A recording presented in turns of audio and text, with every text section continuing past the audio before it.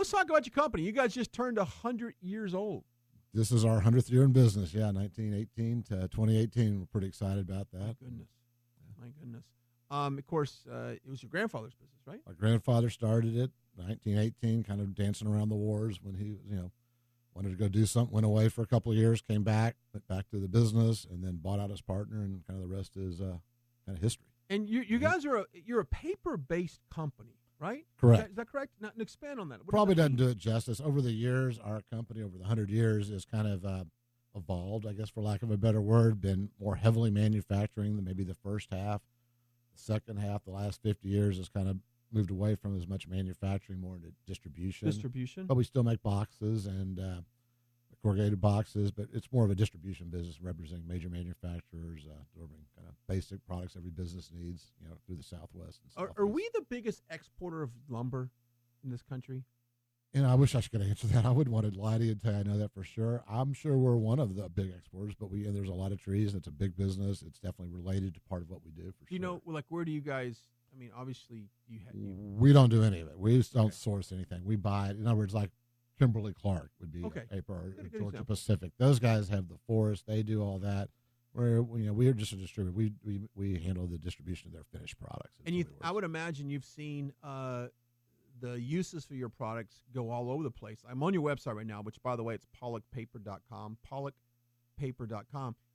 Anything from like beer packaging, to toilet paper, to cardboard boxes, to, you name it, you guys distribute it or make it or whatever. Right. You've probably seen like the way we use paper have changed so much, right? And I don't know how old. I'm old. I know how old I am, but I don't like to always think I'm old. But when you talk to people, sometimes in our business, I can remember, maybe you do too, maybe not, I doubt it, but the early fax machines, when it was Mimeo, it kind of rolled off in like a little curl, and if you didn't look at it quick enough, long enough, it would evaporate. It would go away. Yeah. Or when you would talk to people in our business, hey, need some fax? Well, I'm still thinking about getting a fax. You just think how certain things have evolved, but really over the course of time, even in our business and what we did a long time ago, it's changed a lot. Products that we built a lot of our business on today are virtually not used for the same reasons. They've been improved. Different products came along the line. So yeah, it's never changes, and it continues to change because the environment, all that other stuff. It's always changing. And a lot of countries are.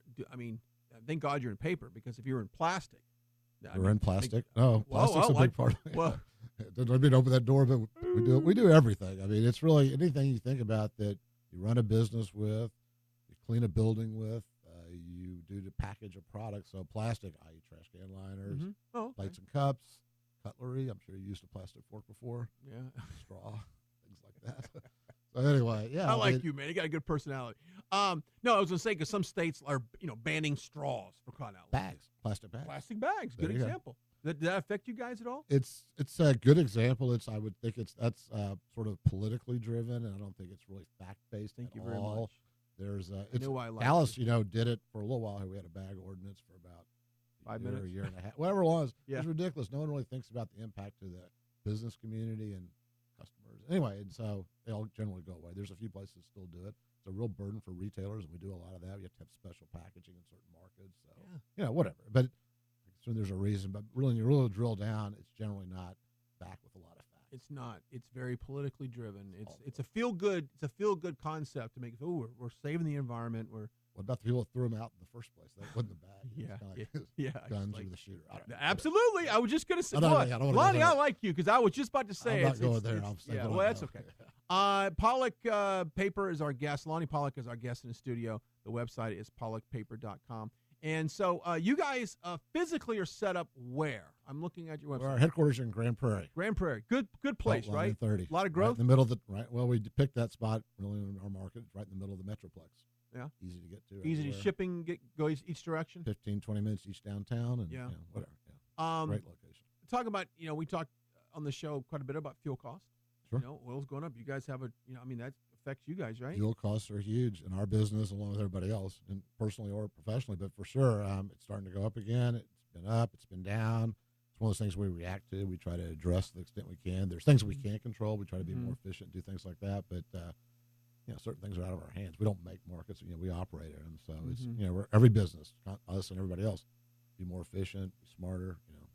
Talk about your packaging resources. What expand on that? That means a lot to a lot of people too. Packaging for us in our world, it really has to do with corrugated stuff, whether it's stock boxes or custom packaging. You mentioned beer packaging early on. A lot of craft beer, craft liquor, craft distilleries. They come to you guys. We work with them around getting their name out, brand identification. It's taken a basic. Everybody's gonna have a box, but we try to add graphics and art and their art. So you guys come up with that. Well, they come up generally with the art. We help produce it on the corrugated, which isn't quite the same as like a newspaper printing magazine. But the point is, we help them develop packaging that works so they can get their product in. It's a sea of a liquor store. Want to see my beer versus their beer. So that whole craft beer, craft liquor, they've been very heavy on packaging, the same boxes, but they're trying to get a brand built. They're trying to get their ID out. They're trying to get your attention when you walk in the store. So that's been a really big part of our business the last number of years and continues to be because. Yeah, Lonnie Pollock is our guest. Let's talk about the different industries that you're in. You got food processing, healthcare. What explain healthcare? Hospital. Okay, so just think what goes on in a hospital. If you've been in there every day, ours are we generally do the basic products. It could be also long-term health. Lots of people are living longer, healthcare. Long-term health, nicer nursing homes where people are having more amenities. They're almost living there and kind of graduating, kind of up that. But all those kind of facilities need to be cleaned. You'd have basic paper products. We kind of run the gamut from office supplies and my oversimplified theory, which is what easy for me to understand. Every customer really out there, every business in America needs some office supplies and some sort of janitorial supplies to operate. You have a bathroom, you have to have some paper clips, envelope, or something like that. And that's oversimplified. But in between that, then there are all these other things that you may or may not do. Some customers do really all the things we can provide. Some do bits and pieces. If you're cleaning an office building, that's where a lot of our business is. They use a certain core bit of products, but they don't do any packaging. So the way that the DFW areas has expanded so much in business, this has been good for you. I mean, if you've seen your growth track. It's our home, it's our base, and I think, if business is growing, it generally certainly leaves us opportunities. There's plenty of competition, and, there's nothing easy in our world, but absolutely growth is helpful, and, full buildings are helpful. I want to know how you keep a company together for 100 years. We'll take a break here in a few minutes, and we're going to have someone call in about Women's Leadership Live, Shop Main Street America, and then we'll continue our conversation. But I'm just curious of how you, management-wise and employees, you probably have the longest tenure employer in your company has worked there for how long? You probably have some 50s, right? Really scary. And I was a young guy when I started working. There was that guy that you just described, the oldest tenured guy. It's now me. It's really kind of terrible. You're the longest employee. I'm that guy now. Yeah, it's really terrible. But I am that outside guy. of you, just by a little bit. But 20 years, 30 years. Some of the other ones. I'm in the. We have lots of 30 and 40. We're really blessed amazing, around that. Man. And I can, there's probably a reason for that. I think. But, no, there is a reason for that. You guys are good people. I can tell. And you guys run it like a family, right? To some extent, absolutely. Yeah. I mean, you want to work how many employees you guys have? We have just under 500. Big company. Okay, we'll take a break. We'll continue this conversation with Lonnie Pollock. The website is pollockpaper.com. If you've got a company and you want to, if you want to change toilet paper, you want to change boxes, if you're a beer company, we have a lot of craft beer companies come on the show. If you want to redesign your packaging to give you an advantage over the next guy, you need to check this guy out and go to pollockpaper.com. 100 years. And we were kind of joking in the break about, employees, and you've got this. Now you've got this huge umbrella of baby boomers, millennials, Gen Xers. I don't know what the hell I'm 49, so I don't know where I fall into any of this. But how do you keep everybody on the same page working together? You know what I'm saying? That's a lot of different.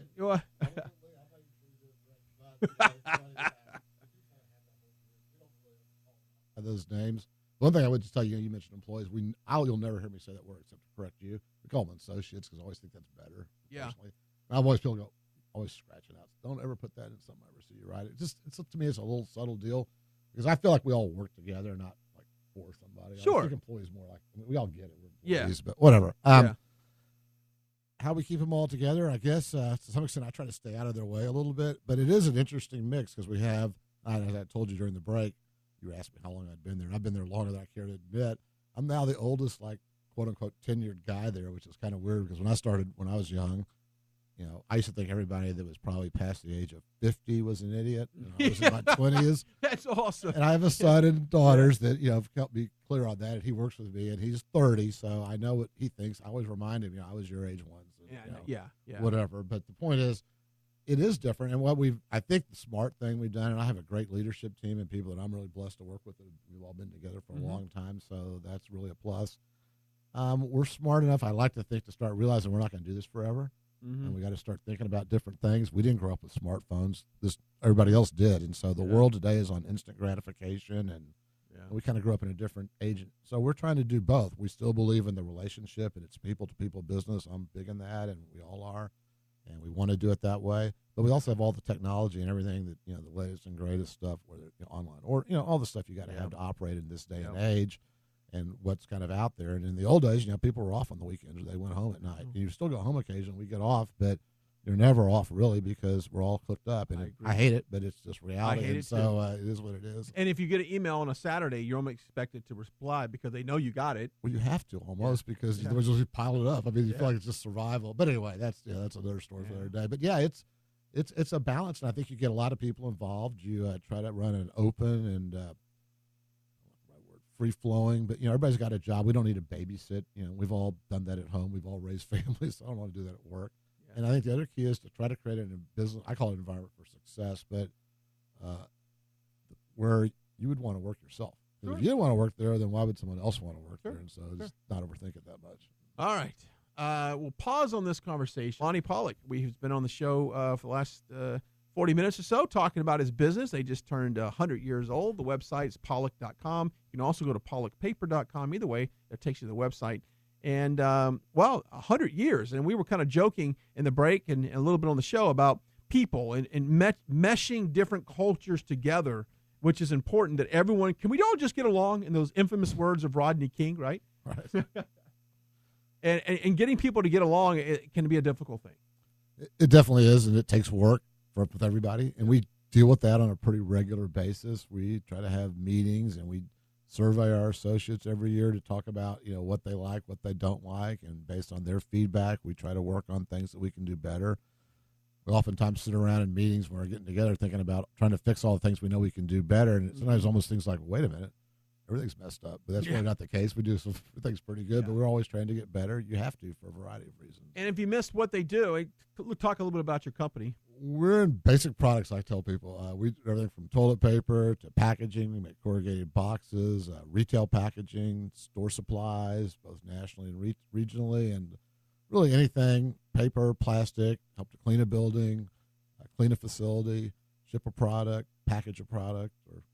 And your core customer is like how big? Like there is no, I guess, technically core customer. It can be anybody, and really, kind of all shapes and sizes. Some are really, really large. We're multi-million-dollar national relationships. Some are, we might do $10,000, $12,000 a year with them, maybe less, depending on who they are. Small business, mom and pop. Yeah, the whole gamut. Really, everybody needs our products. And really, you treat, and I'm not putting words in your mouth, but you treat everybody the same, because really the mom and pop is almost the basis of the small business. Would tell you that you never know which mom and pop today, to use your term, is the next big guy tomorrow. And I learned a valuable lesson when I was young around that, or I wasn't there, but I heard it, and I'd always stuck in my mind. I'm in all seriousness, but so we try to treat everybody the same. Obviously, they all have different needs, different requirements, different stuff, and we try to do that instead of having kind of everybody fit in our box. We try to kind of work around their individuality. And of course, we talked about how your product and your services have really evolved over the years as technology evolves and as different products emerge. It's something you got to deal with. Yeah, I mean, today we're the economy drives a lot of it. The environment drives a lot of it. Public perception of plastic versus paper. You hear all these kind of things in our daily life. Bag fees, plastic bags are bad, because people see them in trash, and they're terrible. They're bad, but the bags probably didn't get them out there on that fence. Someone had to toss it. The point is, they're out there. It's an eyesore. We all get that. We all know there's a lot of recycling going on, and more today, and taking old products and making them into new useful things. So we're very conscious of it. It's in everything we do to some extent. Even though we don't manufacture the products, we have to deal with the customers and help them, guide them through with LEED certification and things like that. That's real important to a lot of our customers. Very cool.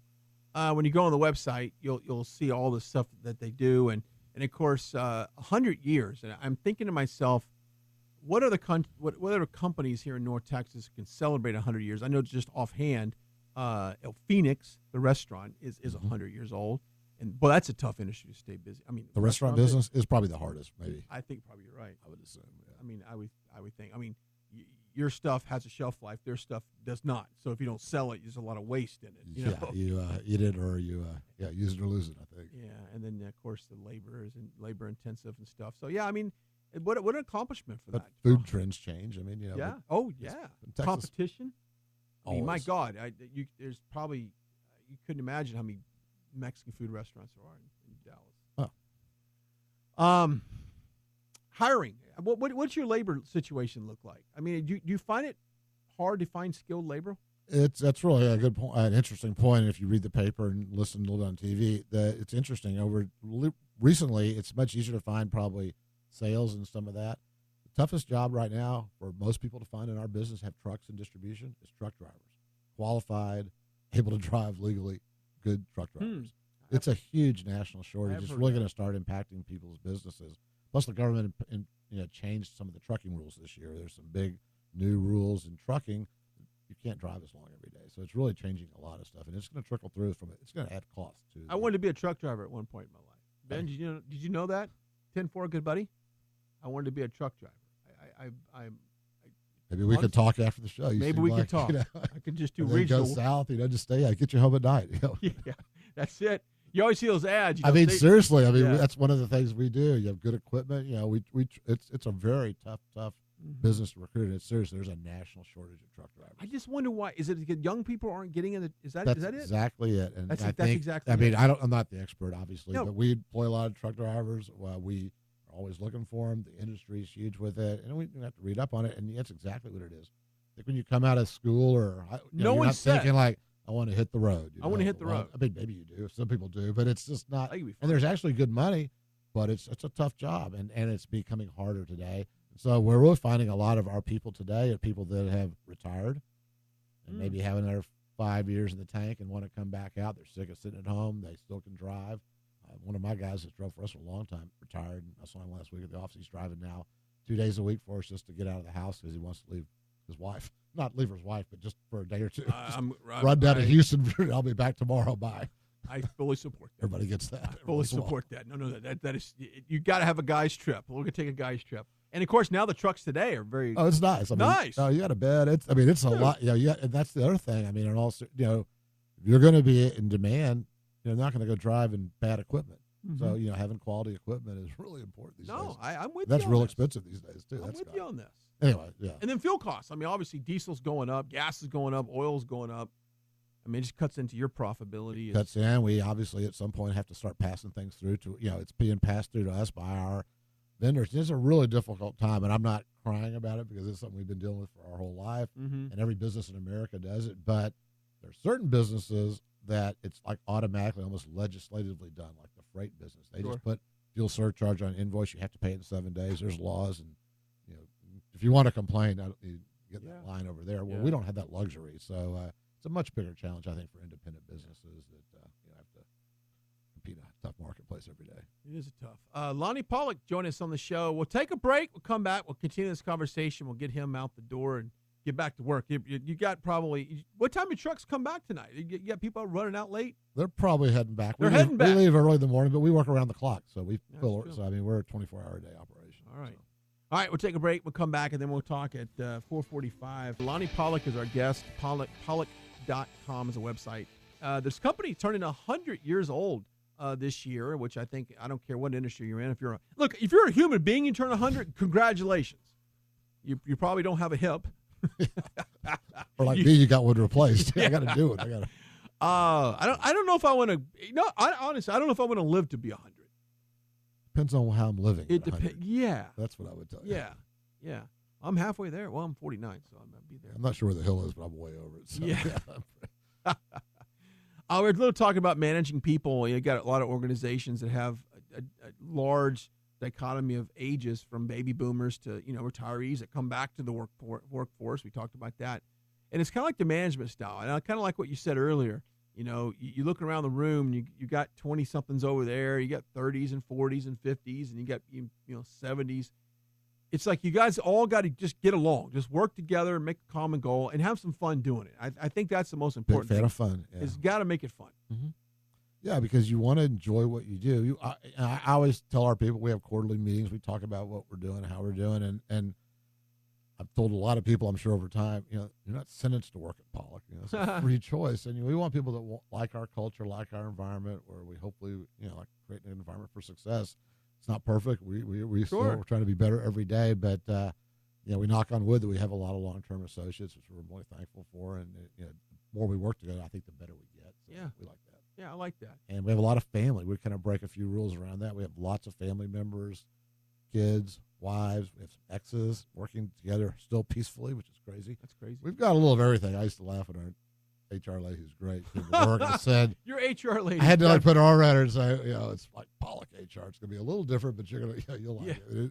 It works. Just don't say anything bad about somebody until you know who they are, because you might be talking about. Yeah. You may not know who you're talking to. Well, it's interesting you say that, because when you have a lot of family working together, and I had that situation years ago, it can put a strain on things. Oh, for sure. For sure.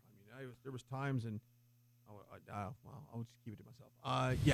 It's even with associates, where you every once in a while you have a problem with like one half of it could be the husband or the wife or the kid, and you have to do something. And generally, if we do it right, and we've gone in and said, this can't happen, and it's just not the right fit, and they're cool with it, because I think they also understand that what our culture is. But it's it's a challenge. We got a lot of people, all walks of life, all different levels of the business, and yet we try to keep everybody. We're all together. We're all in this thing together. Hit one of us, hit us all. I like that. And you guys are in Grand Prairie. Nice place to do business, right? It's a great place, right in the middle of the Metroplex. Yeah. Good mayor over there. Good city council. All that good stuff. Good mayor. Actually, a really good guy. Really? I'm actually on a charitable board with him, and cool. so I get to see him every once in a while. Well, I think he's done a great job of just bringing business to that area. Oh yeah. They had a previous mayor was there for a long, long time. Oh yeah, I do. Yeah, and then, I remember that. Mayor Jensen's been here, I guess, maybe 2 terms. They probably get mad if I don't know how long it's been, but it's been, but anyway, it's been a great place for us. Good workforce, central location. And, been great. Got that track there, that racetrack. Yeah, put the track around us. We got a baseball field in our front yard. We got everything. Yeah, you got everything all right there. Mm-hmm. And you get that water park over there somewhere. On the other side of town, but that Epic Water's just open. God, Grand Prairie's huge. I mean, look at it. When you we're on the edge. We're on the I guess the northern edge, because it might be 2 blocks You're right. from Irving. But you go south, it's like you go across all the way to 20 and on the other side. Exactly, it's a long way. Kind of where DBU's at. Dallas Baptist University. It's kind of like on the south side of all where the Parks Mall and all that stuff. Yeah, that's that's Arlington, edge of Grand Prairie. It's a pretty big place. Yeah, exactly. It is a big place. Well, I'm just thrilled to have met you, and someone, you're a good guy. I can tell why people work for you. Good personality and a great business, and of course your industry is always changing. And you got people screaming about saving paper and saving trees, and of course you guys are active in recycling, which is really cool. And then just trying to evolve the new product, and it's like when I go to the grocery store and they go paper or plastic. Okay, I love paper and its durability of it, and I feel like I can repurpose it, but plastic sometimes you hold it easier. Right. But paper is just strong, man. There's nothing like getting a paper grocery sack. You know what I'm saying? That's true. There's really more of those today than there used to be, because there is. They kind of went back, and you could probably spend another hour on pros and cons, paper, plastic, the whole deal. But the point is, recycling's here to stay. That is helpful, but people still need convenience. You have to get that stuff out. Not everybody's going to bring a bag with them to the store, or wants to, and I won't do it personally. I won't do it personally. Kind of against my business religion. That's what it's against my. It's kind of like Boy Scouts. Well, I want you to get a discount if I bring packaging in. That's what I would say. Okay, and I want a good discount. And if I'm going to bring my bag, then Well, I'm sorry. I'm just going to be. I'm going to be mean for a second. When I see these people walk into the grocery store with their little bags in their hand, I just want to just say, "Are you kidding me?" Like I don't know. And God bless them. They're just trying to do their. I don't know. I don't know. It's just not me. Don't go there. It's just not me. It's just not me. But anyway, if someone wants to, kind of get in a quote from you guys, I mean, how would they? I would tell them, a lot of people go to the website. You can kind of see what we do, but we're really in the people business. I would just say if you contact our office, talk to someone in customer service, tell them what you need. We'll send somebody You're out old there. school. And Give us a call. we're very old school, but Yeah. we think that's okay because being nice and dealing with people is still, I think it's going to be around for a long time. So I'm planning on it. That's what we're banking on. So I'm banking on that being nice for people. but we got all the technology you need in addition. So there you go. Yeah, and we talked about technology because sometimes it is a pain in the butt because when you on the weekends or after hours you get an email, like you said, if you don't respond to it or clear it out, it just stacks up. Like you just got back from Mexico. Just got back. So when you got back, how many emails did you have in your inbox? Well, this place had great Wi-Fi. I mean, I was always told people you were able to clear it out. you're doing stuff, but I think you can always think better with your butt in the sand. I don't know if that's possible. I shouldn't say it that way. Yeah, but, work doesn't. so I mean, it doesn't go away because I mean, if somebody needs something, I'm not doing it myself, but I'm sending I take care of this, or our people, as we talked about the last day of our trip, while we're all down here, with customers and having a good time. There's people at the middle of the night, pulling orders and blocking and tackling, and what allows us to be there. And, we don't forget how we got there and what gets us there. And that's a good point. It's pretty simple. That's a great point, and it's great that you recognize that. Like you're in the beach in Mexico, and you're enjoying it. You're whining and dining your clients, but at the end of the day, in the middle of the night, there's a guy that just pulled in for 2:00 shift in the morning, and he's pulling stuff and cranking up the diesel. Those truck. jerks are in Mexico, and I'm busting, whatever, right, whatever. But we talk about that, and we recognize them because without them, it doesn't work. And you got social media. I closed down your website, but you do have social media. Oh yeah, yeah, not me. Yeah, everybody else but me. But it's not my deal. It's a good thing you don't have it. It's a pain in the butt. I can tell you that. I got people that people that do that. Well, I appreciate it, man. You're welcome to come back on the show and thank hang out. you so much. I appreciate it. Yeah, you're a good guy. It's fun to you. talk to. Yeah. Good to have old Chris Gambario over behind us with the camera and give me a little fist bump on that. Yeah, there we go. There you go. We appreciate your time. Of course, thanks to Jeff Crilly for setting this up, man. All right. Well, thank you so much. I appreciate it. It's great.